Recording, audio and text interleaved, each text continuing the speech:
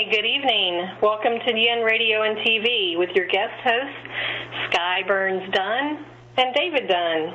You can find out more information about Yin Radio TV at yinradiotv.com, and you can find out more about myself, Skye, at skyeburns.com, SKYEBURNS. We're so excited that you're here with us today. David and I have got a pretty good show, I think, prepared for you. We're talking about passion and how to cultivate that, how to nurture that, how to grow that in your relationship or even in your own single life. And there's quite a bit about that. It's one of David's favorite things to talk about. Yeah, the way we're looking at it is it's more like a holistic approach. This is not just a quick fix, something you can do to get a little bit of spike. This is something that you do long term. So you cultivate it almost like a garden. So it grows over time. It moves and connects with other parts of who you are, and it becomes more than just this thing that you do for release or pleasure or whatever. It becomes a vehicle for communication, for meaning, for personality. And that's one of the things we're actually talking about today is how to add sensuality, personality, and depth to your sexuality, not just by yourself, but also with your partner. But, going back to that my world, her world, shared world thing we talk about, it's always about what you do for yourself, what you share with your partner, and how that dynamic all just combines in the middle together to make, hopefully, something beautiful. Because it's important for us to also realize that it's not even just about sex. Passion, we all know you can have passion for your job, passion for football, as my husband does, which I don't understand. You can have passion for many things in life, your spiritual path, whatever. So think about those things. Think about if you have a hard time having passion with another person or even just for your own self, think about the things in life that you have a lot of fire for. Maybe it's going to the beach. You really get stoked about going to the beach, and that's your passion. Maybe it's chocolate. Maybe it's helping people. Maybe it's, just caring more. The thing is, passion is a river, and that river connects to many, many streams. So if you're at a point where you're not feeling passion sexually, there may also be an issue where you're not feeling passion in something else. And also, when you think about it, when you're with another person, when are they attractive? When do you feel that, oomph? Is when they're being passionate about something, when you can feel it, it's being communicated, transmitted through their skin, their touch, their voice. You can feel it, that fire in their eyes. That fire is for everything. Yeah. And we want to talk about how to protect and cultivate that, I love when I see that fire in your eyes. I love it when I see it in yours. Because you get it. I even feel bad when your team loses. We're not going to mention their name. But I feel bad when your team loses because you look so upset. It's like a little boy. And so even though it's a passion I don't care to get behind, it's something at the same time that I can feel empathic for you about what you're feeling for that. And when you get excited about it, I love watching you. I'll just come down, because I tend to not stay in the room when he's watching football. As we've mentioned before, I enjoy the Hallmark Channel. So I'll be upstairs doing something else, maybe Facebook. And then I come down and I can see his little face if they've won, and he's so excited, and that translates into the rest of our night. Mm-hmm. Because that passion parlays into more. Exactly. When you're feeling happy and passionate about whatever it is that you're happy and passionate about, that, of course, parlays into more things into your life. Yeah. Like for me, helping people heal. Yeah. And having that person in my office that day that suddenly got it. Oh, it's because of this. This is why I'm struggling with my relationship. This is why I'm struggling with depression. This is why I'm struggling with whatever. When they find that, I get so excited. It's like I just won the Super Bowl. Mm-hmm. See, I knew that one. Well, and the thing is, you have those individual passions, and also what's amazing is when you can share passions together. Mm-hmm. Like, we obviously both share a passion for healing. We share a passion for beauty and standing up and being a hero for yourself in your own life. And what does it mean to be passionate about something? It means to care. It means to risk being hurt in order to invest, you know. You put yourself on the line, and that's sexy, that's vulnerable, that's courageous, that's authentic. And those are the things that are the elements of passion, you know. They make for great passion sexually, and they make for great passion in other areas. So we'll talk about that. I feel like passion has, the thing I'm wanting people to understand is that if they're not feeling any passion in their life for anything, then there's something deeper for them to look at. Definitely. There's definitely some healing that needs to take place. Not saying that they're depressed, but simply saying there's some things they need to work at healing. And once you get that healing, then you'll start to find a little passion, even if that passion is just for something simple and easy, but it begins to grow. It's like a garden. Well, definitely, because, I mean, what you're going to do to cultivate those passions are the same things you're going to do to cultivate them sexually. And also, just like if you have a passion for helping people, you know that if you get into a point where you're choosing to, say, make money over helping people, kind of selling yourself out or selling yourself short, selling your passion short, what happens is the passion starts to fade. And that same arena is the same thing with the person. You know, if you start taking them for granted, if you start like going on autopilot and not really seeing them properly, you lose that passion, you lose that fire. And that's actually a big thing in relationships, especially when you've been in it for a while, is you have to balance that habit, that comfort, that thing that almost puts you on autopilot, where you're seeing the same person every day, where it almost gets to the point where you're not paying attention to their details. Because at that point, you know all their stuff. You know what happens when they first wake up in the morning. You know what they look like. You know what they smell like. You know what they snore like. You know what they sound like. You know what foods. I mean, you just know all that stuff. So it's almost like that infatuation at the beginning, which fed your passion, is now kind of like, well, now what do I do? Right. And that's the big thing, is what happens when novelty starts to fade. That's when you turn to depth. That's when you share and you create together. Because when you create something new, then you have something new to respond to dive into and share with the person. You know, like she was saying, you've already been together for a while, you share the same stories. You know, what else are you going to do? You're going to create new ones. You're going to create new moments. Like one of the best, most precious sexual experiences I ever had with my wife was on our wedding day. Now, it was not just that night, but it was the whole day leading up to it. Everything that it meant to us, that whole joining, the feeling behind it, the substance behind it. You know, it was not just, okay, let's have sex. It's a natural completion to that whole day, that where you're with each other and you have so many different sides of you involved and vibrating with emotion. You know, you got that heart, you got that soul level. You're seeing her, and she's the most beautiful thing in the world to you, and you feel how precious that is. You feel how much that means to you. That changes how you react to sharing your body with the person. Now, that doesn't mean that, you know, sex is bad, or not having this type of history with a person makes sex less. I'm just saying that adding this on makes it so much more. And that is the next step when you get to the point where infatuation, novelty fades, is adding this substance, adding this meaning, this depth. And it's moments like that where you really see that everything that went involved in creating this experience. And that's how we do every single day in our relationship.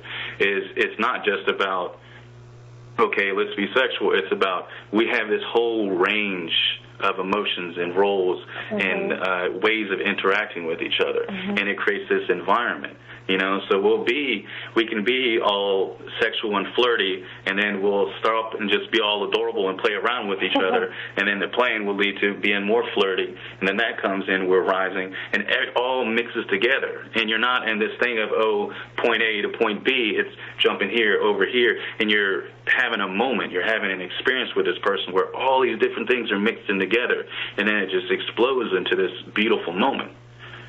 For us, the mapping would not work. Because as you were talking, I was imagining people having to map out.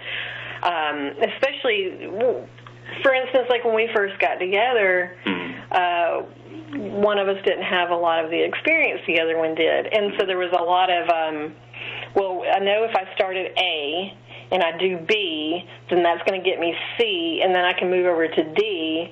But it's not driving down I-75 or I-95 or whatever. It's, oh, wait, let's go through here and see what happens, and let's trail through this. Well, one of the things that he does for me every day is when he first gets to work, he texts me to let me know he's there. I've already gone back to sleep because I'm not even going to joke around. I'm going to sleep after he leaves for work. So I wake up, and there's a text waiting for me, and it's not just one. When he writes a text to me, it's usually at least 3 to 9 on average. I write long. I got a lot to say. Little squares of text, and each one of them say, I love you so much. You're so amazing to me. I'm so excited that we're together. And he goes on and on about how he feels for me, and he breaks it down into these small little minute spaces where he may talk about my eyes, or he may talk about what I cooked the night before, or he'll talk about how much he enjoyed the way I kissed him as he was leaving, because he's not allowed to leave the house in the morning unless he kisses me. We learned that lesson. He tried to do that when we first got together, and I was sound asleep, and as soon as he got to the door of the bedroom, I bolted straight up and said, no! So he had to come back and kiss me. It was the most adorable thing ever, I swear. And I cherish those moments, you know, like that. The way she'll be all asleep and just pursing her lips at me like a kiss, looking like a little sleepy princess. It's like the most adorable thing in the world to me. And no matter what stress or, oh, I got to go to work, I didn't sleep at all, whatever I'm dealing with, that all just, it's like a light just cutting through the clouds. It's her little adorable self when she comes and wants that little kiss or whatever. And then, of course, other things is she's got a piece of paper where she wrote a note to me telling me how much I mean to her and how I'm her rainbow. And she even drew like all these cute little rainbow colors, and then she taped it to the mirror. So every time I brush my teeth, I see that letter. Now, like I was saying before, it's easy to get into a habit of just be like, you know, it's the same old stuff, you're not even paying attention to it. But I stop. I take the time to not just go through the motions, but I look at the letter, I read it, I let myself feel it, I let myself respond to it. And what I did there is what allows me to not choke out the feeling because I'm in a rush or because it's just something I've seen before. It makes it so my mind doesn't automatically filter it out. And that's what I do with her all the time. I'm not just going to give a peck on the lips or a peck on the cheek. I kiss her. I make her so she feels what I feel for her. I slow down. I take my time. I tell her what it means to me. Like I often tell her that one of my favorite things in the world is when we're together and we're being intimate. She becomes my whole world. Nothing else exists but me and her. And this is our world together. This is where we create. This is where we communicate. You know, when we're being intimate together, I'm telling her how much she means to me, you know. And that's a huge thing is, at least for me, I didn't see a lot of, or get a lot of help from people on, like, how to be sexual, how to grow my sexuality. I don't think most of us do. Yeah, I don't think many do. It's not something that's taught. Yeah. It needs to be. Definitely. But then how do you teach that? And I think that's what we're trying to do. Yeah. Okay. And and it's, what I found out was it's about connecting with the different sides. Like, what does this mean for you? Like, what are you going to do with this? Are you just a person who feels this urge to release and then you do that like it's some mechanical thing and that's all sex is? Or do you take your sexuality and do you make it a part of you? Do you add in that identity, that personality? Do you add in that meaning, that substance? When I'm with my wife, it's not about release. Orgasms are great, but I don't care about that. The main thing is being with her. I'll never forget, like, when I grew as a person and I felt like I could hold on to my soul and I could really be me. And I took that and I made love to her that night completely as me, like, and what that meant to me. You know, these are the things that when I was younger and what I knew about sex, I never would have thought about that. I never would have imagined it. It's more like, oh, I wonder what that's like. Oh, she's hot. You know, it's all these shallow things or superficial things, which is not a bad thing. It's just there's more, and there's an opportunity for more, and we want more. And I think everybody else wants more, too. And nature pushes us to have more. Because when we just stay in these little comfort zones, things start to fade. And that's our cue to, hey, we can dig deeper. This water has dried a little bit, so let's dig deeper and find that deeper water. And so how do we do that? And one of the things that we've talked about a lot, and now that you're a little new to hearing us, I'll talk about it a little more. For me, one of the things that has been difficult in even expressing my sexuality with my husband, and for those of you that know me, I know that can sound a little odd, because most of my life, I spent a lot of time, I was abused sexually. I've been raped a few times, and each one of those experiences changed me in ways that I didn't understand until I got into this beautiful relationship that I have with David.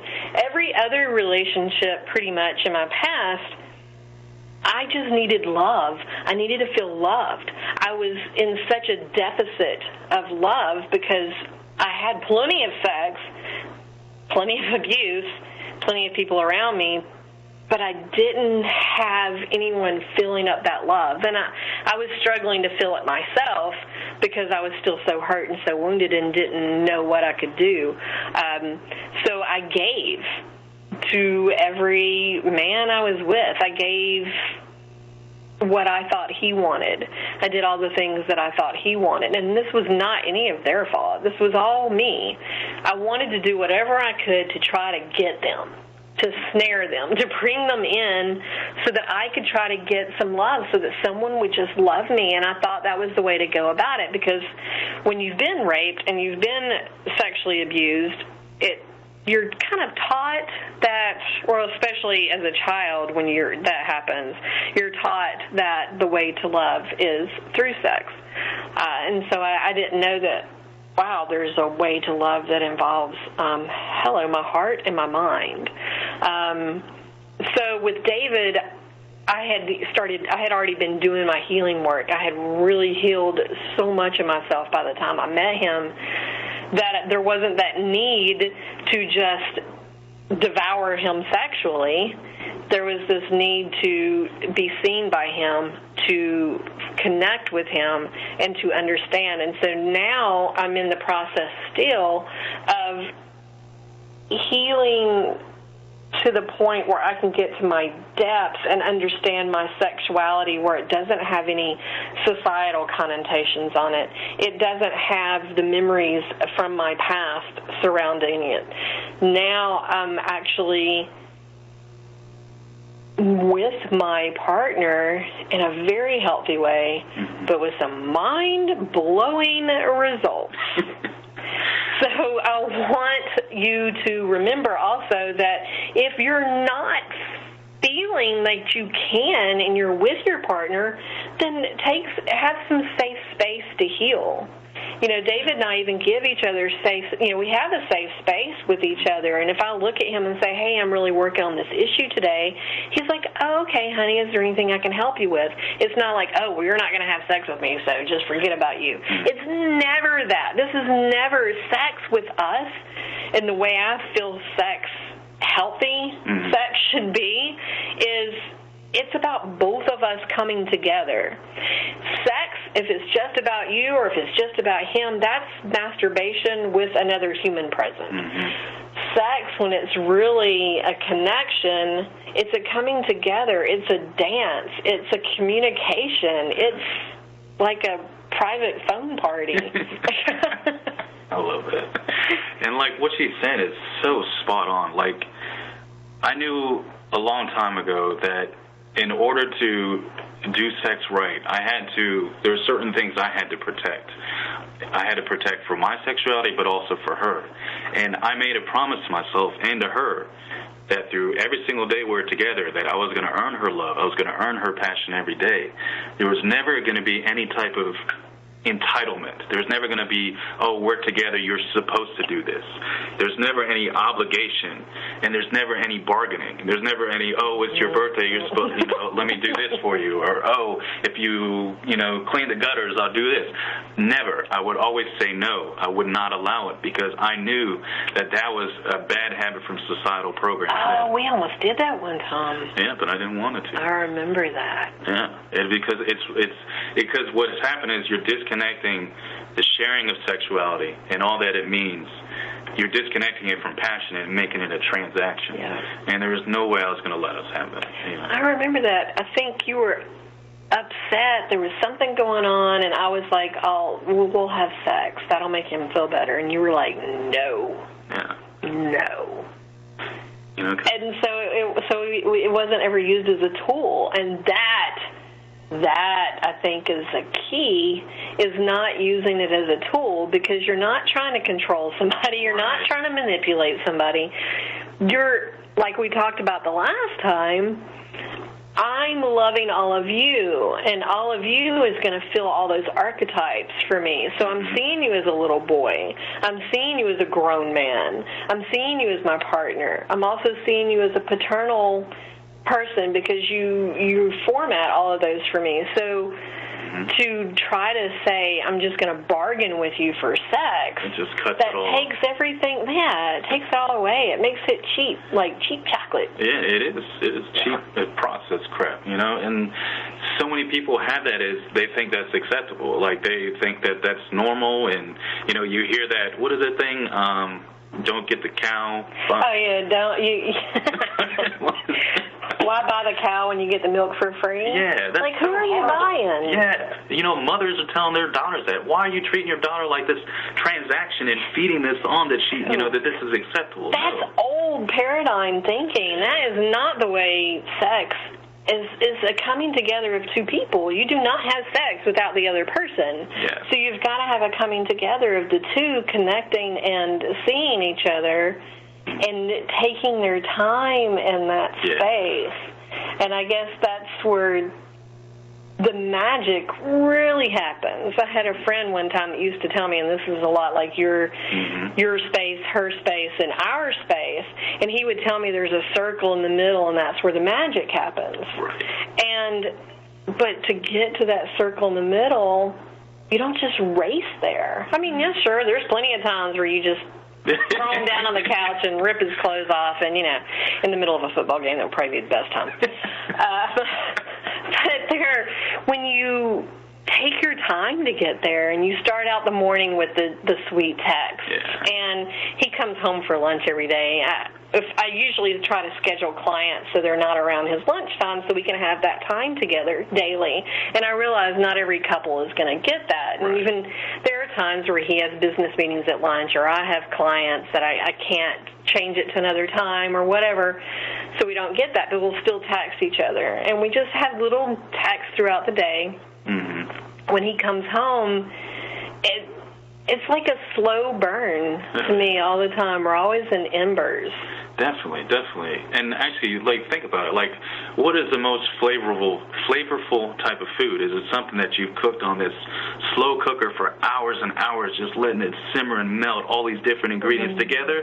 Or is it when you just stick a freaking bag of popcorn in the microwave for 5 minutes and you start popping on that? And we all know microwave food is just not nearly as delicious or healthy, for that matter. Yeah, can you imagine some chicken you tossed in the microwave with some seasonings versus some chicken you had in the slow cooker all day with some seasoning? Right. You'd be able to taste that full range of flavor rather than just some broiled ass or microwave type of stuff, And that's what so much... It's such an analogy between the different types of sex people can have, like the spectrum or whatever.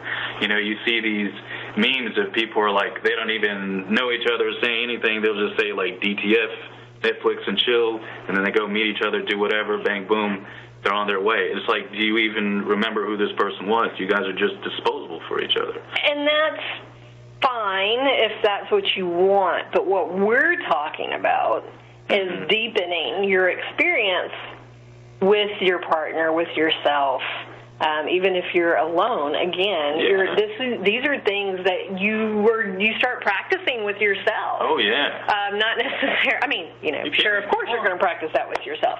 But I mean, about practicing loving yourself more, spending time getting to know yourself. Yeah, I mean, spending time to, like with your text, I force myself to slow down and read them, and to actually look at the little camel emoji. I take my time with it, but that's something that we've been talking about, is slowing down and drawing out an experience. Yeah. Like just fleshing it out and bringing in the diversity and the vibrancy. Mm-hmm. God, I'll never forget. She did a dance for me once, and the cool thing about it is she got so close to me that, when you get so close, you can feel just kind of tingling in the air when your skin is right next to each other, but not touching. You just have this small space in between.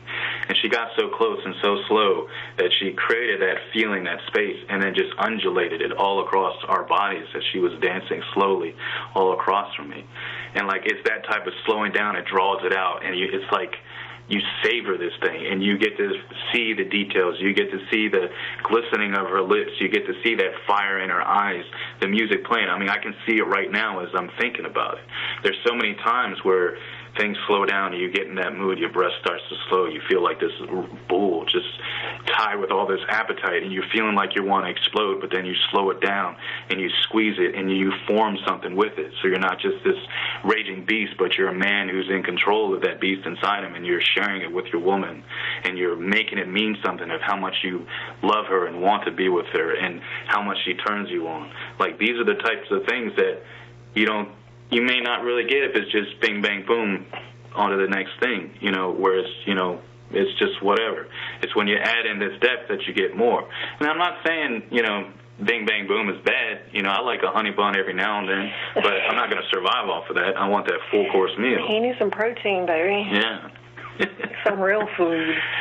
It's God, I remember, sometimes we'll just almost kiss, and then hold the cusp of almost kissing, and then we'll kind of just exchange that breath between each other. Yeah, and you can feel it build. God, there's so many things in our bodies. There's so many ways of responding to the person that you don't realize at first.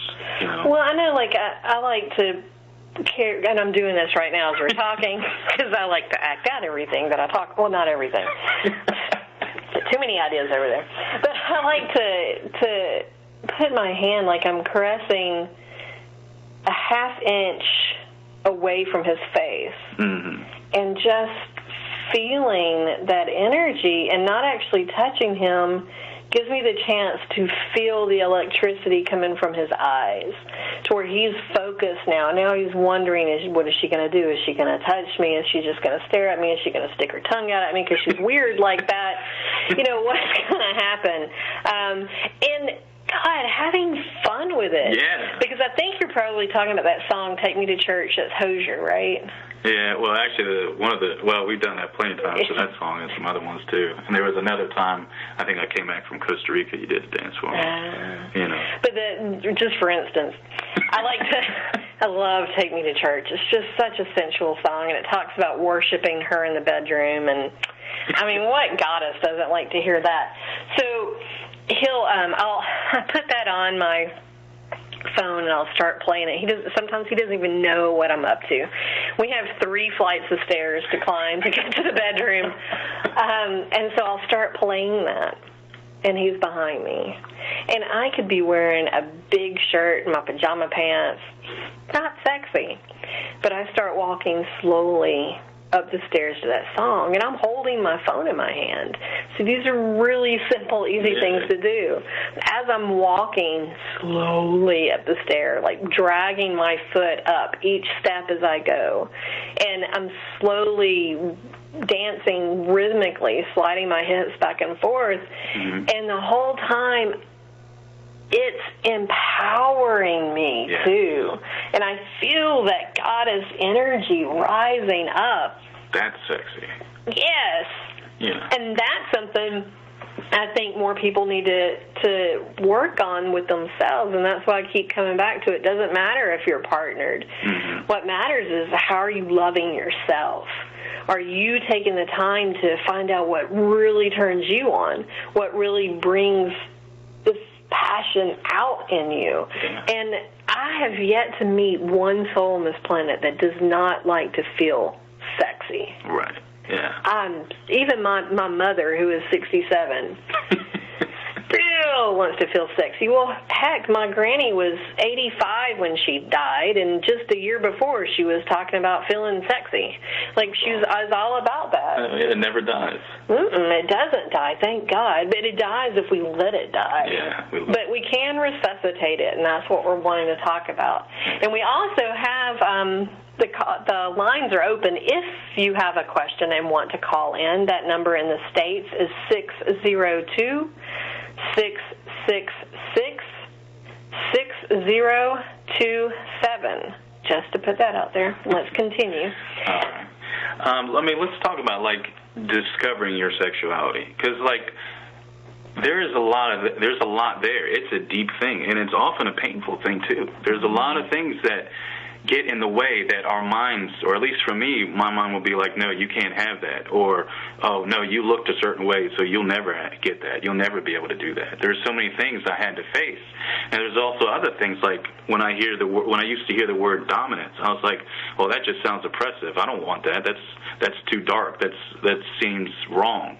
So I had to figure out what that meant. And then for me, what that meant, dominance just simply means getting used to having what you want and succeeding in getting what you want. Mm-hmm. So if you want to be sexy, it's already in you that you can, that you've done it before and you can do it and you can have it, and it's your right. You internalize that. And then I would realize that, if I'm a person who gets what I want, how do I protect my partner so what I want doesn't hurt her? Because, the sexuality is a very powerful, very primal force. And when you look at civilization and how things are in social conventions, you look at some of the primal nature of that, it can be very scary. There's a lot of fear around sexuality, especially with women. So many women have issues because people don't understand what it looks like when a woman is in touch with her sexuality and allowed to express it freely. There's so many weird things that just gum up the works and mess people up around that. And when you're a person who understands that, okay, all right, I can get what I want. I feel that in me. You carry a certain oomph, a certain fire in your bones when you have that. But then you also are like, okay, wait, I also have a heart, what I care about, things I don't want to hurt another person. So then you can realize, oh, wait, I can have my heart and my dominance going on at the same time. So now I'm a heart-centered person who knows what they want and gets what they want. And then the other part is what I call the beast, which is that appetite, that sexual appetite, wanting it so bad that you just ache for it, and it burns through your body, which for me is very intense, and sometimes it can be scary how much that would just explode through my body and how hard it is to hold on to it sometimes. So I'm not just this man looking for release, but I'm a person who's in control of this ocean inside me. So now I'm holding all three of those together. My heart is leading everything. My desire is known that it's there and that I can have it. I'm dominant with it. But also, it's mixing in with that appetite. So now I got the fuel, I got the steering wheel, and I got the gear shift. So I know where to direct it. I know how to express with it. It's not in control of me. We're working together to be me. And that's a beautiful thing. And you can create beautiful stuff with another person when they're feeling it too. And you're creating a safe space where they can feel that. Because before, she was in a position with so many guys where they weren't creating that safe space. They weren't protecting her from obligation and fear and scarcity. And how can a woman feel that sexual empowerment if she's coming from a frame or a focus of, I'm doing this so I can have love. I'm doing this so I can be accepted. No, let's move that away. Let's already get her accepted. Let's already get her loved and already get her safe so that the other parts can come out and play. And I think that's beautiful, and that's what we've done together. It's been a long road. It's been very painful in a lot of ways, too, because we have to face all the things that told us no, all the things that told us we can't, and it hurts.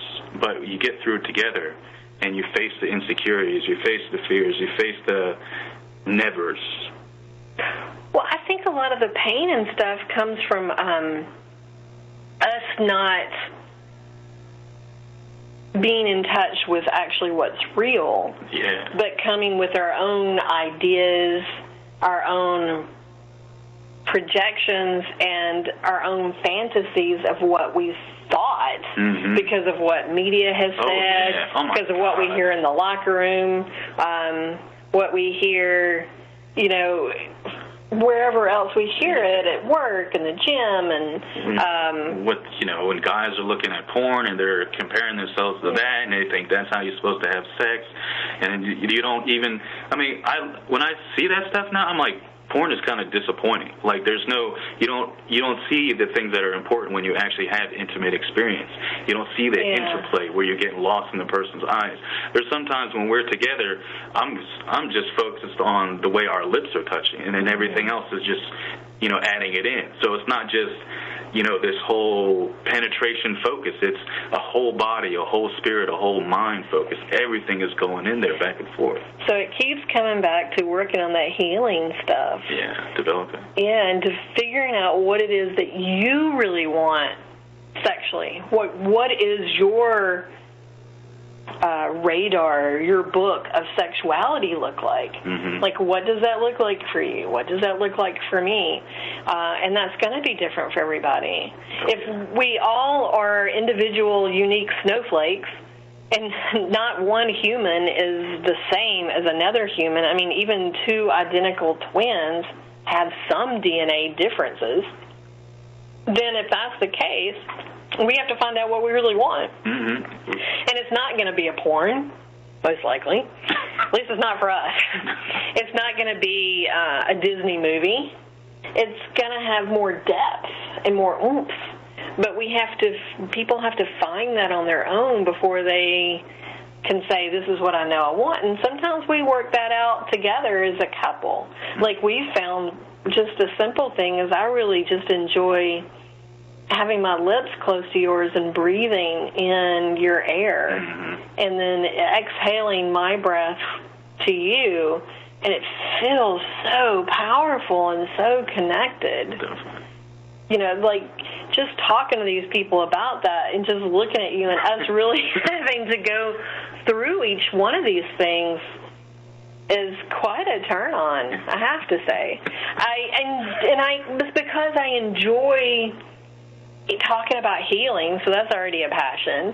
And then finding my own path with you has been really amazing. And I think so many of us don't understand that we get to choose who we are, that we get to choose what our sexual desires look like, that we get to choose what our experience looks like, that it doesn't have to be what everybody else's is, whether you're gay, straight, bi, trans, pan, poly, whatever, it doesn't matter as long as you know what works for you, and then what works for you is not harming your partner or someone else. It's like but finding out what yours is and what makes you happy. And that maybe for some people what draws out their passion is throwing a ball back and forth with their partner. Well, yeah, what are you doing when you're having sex? You're sharing. So if you share just your body, it's going to be nice. If you share just your mind, it's going to be nice. But it's when you're sharing all of these in multiple activities across multiple ranges of emotions that you get this whole smorgasbord of feelings and sensuality and passion and stuff. And it's not necessarily, and it's definitely not something you just jump into immediately. Like, it's like learning how to swim. First you got to step into the water. Yeah. And then you have to get a little deeper in the water. And then you can start floating. And it's like each part is another aspect of it. It's not just you just dive in and you figure it all out. And I think that's what a lot of people think, because there's no one teaching us how to find out these aspects of ourselves. There's no one teaching us how to be in a relationship with this other strange human. You know, it's something that we have to figure out as time goes on, and that's with constant communication. That's with sitting down and saying, well, you know, how does this work for you? Or sitting down with yourself and going, well, what do I really want? What do I really want to see? What really gets me going? You know, what makes me want to be with this person, period? Not even worrying about sexually, just what makes me want to cook for this person? What makes me want to have dinner with him? Yeah, and the thing is, like, you can't be like, well, let me just look for it. You have to be kind of you have to be awake. So you have to be observant. You got to be like kind of, so when you're going in, when you're doing your thing, kind of pull back just a little bit, or make sure you don't get so overwhelmed that you lose sight of everything. Or maybe a better way to say it is watch how you're relating to your sexuality. If you're relating to your sexuality as this thing to discover, this thing that's a part of your personality, then you're going to find it. So I guess, yes, that's the most important. One of the most important things is how you're approaching it, the frame.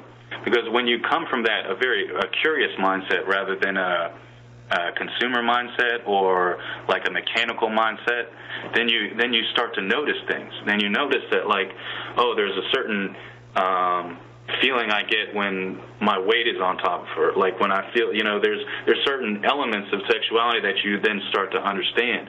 Then you start to love the feeling of softness. There's maybe a certain way she tilts her head, or a certain way she reacts when you say something or when you hold her, the way she will sink into your arms and your shelter. Then you start to pick up these nuances, these beautiful things that become these little fragments in the tapestry of your sexuality. It's really like a quilt. Like, you're weaving it a little bit at a time, and you're not just being like, okay, this is this pattern A, pattern B, let me put this together. It's you do a bit, and then you kind of slowly feel out what is on the horizon, what's coming with this, and you're like, oh, okay, I just had this crazy experience, and I realized this and this, and then you add that onto your quilt, and then that grows with everything else. And then after years or time, whatever, you look back, and you're like, God, I have this long tapestry of sexuality, And for me, that was huge, because most of my life, mine was stunted. Like, I had a lot of severe body image issues, intimacy issues. I spent a lot of my life alone. So there was a lot of things that I had to do to get to a place where I'd even allow myself to accept deeper levels of my own sexual energy and what that meant. So it got to a place where it would communicate to me. So often, and if you guys are in this position yourself, please hear me. When you're in these positions where you feel like you have nothing and everything is out of reach, keep going, because what you're thinking right now, I learned this from a friend of mine. He says, what you think in the beginning is always different in the end, or it changes in the end. So what you're thinking right now, that you can't have this, you put in the work, you get through these moments where it feels like you're going to break, and you find it, and you cultivate it, and you start building it. 10 minutes, period of time later, you're going to look back, and you're going to see everything that you've built.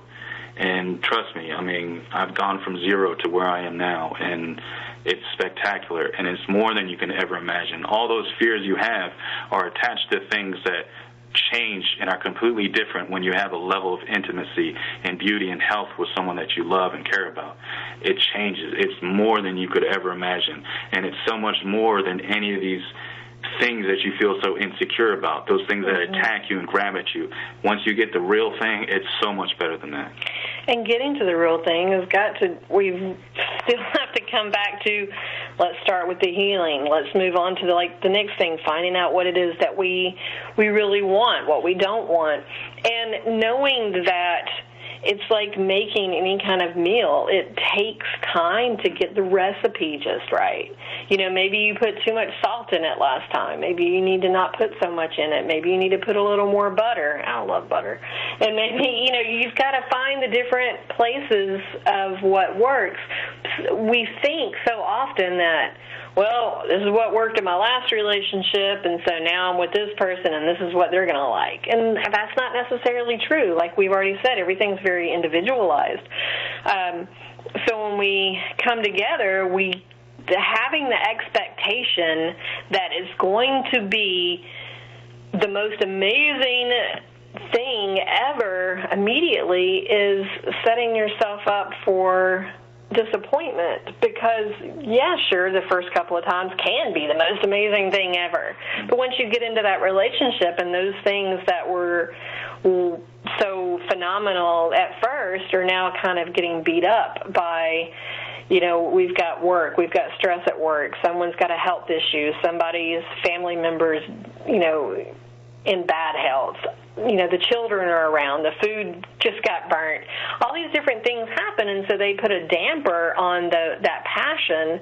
So it comes back down to finding that thing that you can connect with that person. And with him, one of the biggest things I always do is if I can just see his eyes and if I can see him smile, that helps me go, okay, so I just need to do, something to stimulate this ourselves. We have a caller in Michigan. Can go ahead. We're not sure if you're for us. Hello, Michigan. Okay, he's not coming through. Okay, whatever. Let's see what we're doing. Yeah. It's bringing back. I just keep trying to bring back into the passion. Well, like when she was saying that, when the times when you're tired, when you're sick, where you're feeling that the sexuality is kind of dampened a little bit because of all these stresses on you.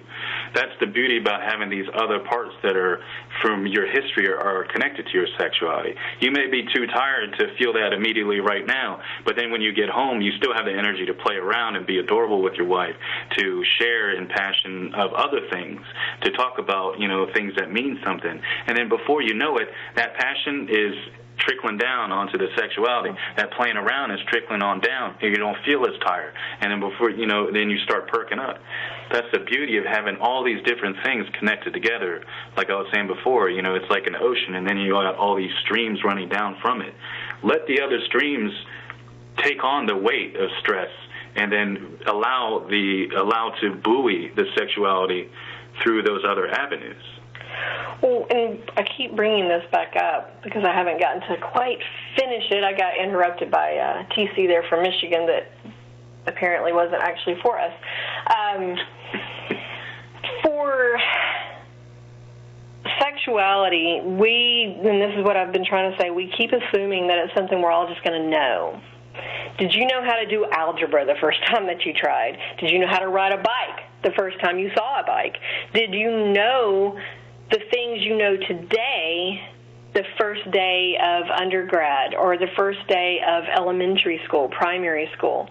Did you know all of this stuff then? No, it's been a gradual building of learning, of knowledge, and that's also something that comes about with relationships and with sex and with sensuality and passion.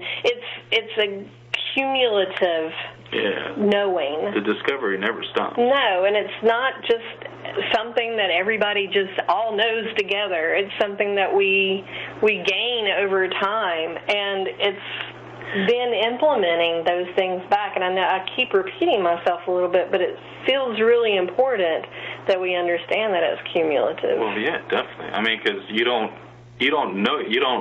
are born knowing yourself. Mm-hmm. You may know some things, but you develop and you grow, and then you learn about these things as you develop and grow, and then they inform you about who you are. Same thing with your sexuality. You develop and grow with it. You discover it by yourself, with other people, and through the accumulation of these discoveries, then you begin to know. Then you you have that identity. Well, and I think that's where it comes back to savoring the moment too. Yeah. Because if you're basically at the first grade, the 6, 7, 8-year-old level of understanding when it comes to your sexuality, you're not 6, 7, or 8. It's just your mental level of understanding when it comes to that. You're 18 or over.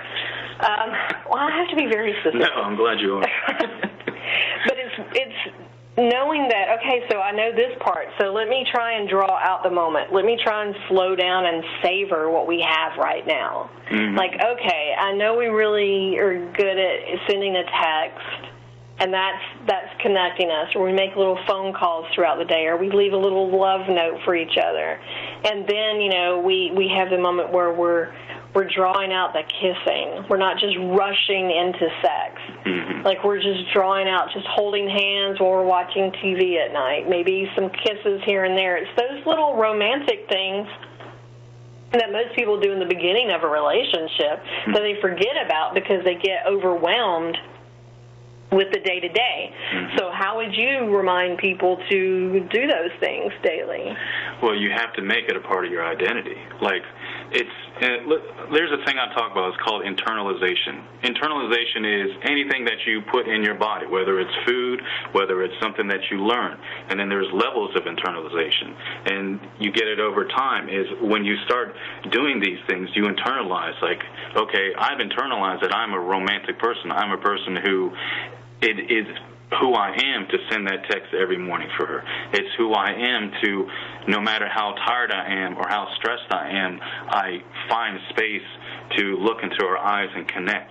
You know, I don't just walk and say, hey, how you doing, honey, and then go off into my own space. I make it so who I am is a person that connects with this woman, who loves this woman. So what you have to do, I guess, is develop a practice, develop a way of doing things, and then be consistent with it so it internalizes into who you are. It's the same thing like when I was talking with like dominance and your other sexuality, and you wanted to internalize that you are a person who is a sexual person. I used to have so much trouble with what is sexy. Sexy is just expressing your sexuality, and the thing is it becomes sexy once you become confident expressing your sexuality, and you have these moments with other person where they appreciate it. You know, so do these things, nurture and devote yourself to these things so that you change and it becomes a part of who you are. And the thing is, you have to remember that it is a process and it takes time, because there's going to be times where it plateaus or it stalls or it's hard or it hurts, and you have to keep going. Those walls are opportunities, because behind that wall is a deeper level of what you're looking for. And those are what makes it so it's automatic, I think. Yeah. It's I don't know, because even when I get strained or whatever happens to be going on, I come back to the basics. Do I love this person? Yes.